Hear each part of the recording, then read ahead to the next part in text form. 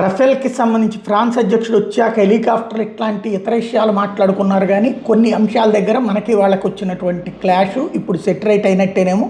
తాజాగా Bharat France Rafale deal అన్నటువంటిది G2G model క్రిందటిసారి టైప్లోనే ప్రభుత్వ ఒప్పందం కిందకి మూవ్ అయింది.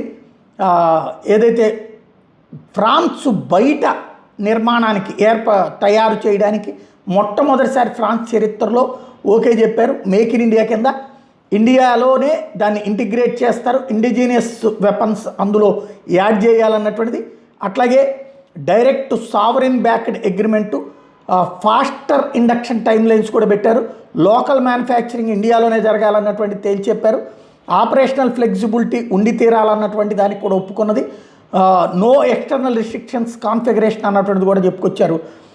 ఓవరాల్గా IAF రిక్వైర్మెంట్స్కి తగ్గట్టుగా తయారు చేసి ఇచ్చేందుకు ఇండియా ఫ్రాన్స్కి సంబంధించినటువంటిది ఓకే అయింది. ఇక పూర్తి స్థాయి రిపోర్ట్ సెట్ కావాలంతే.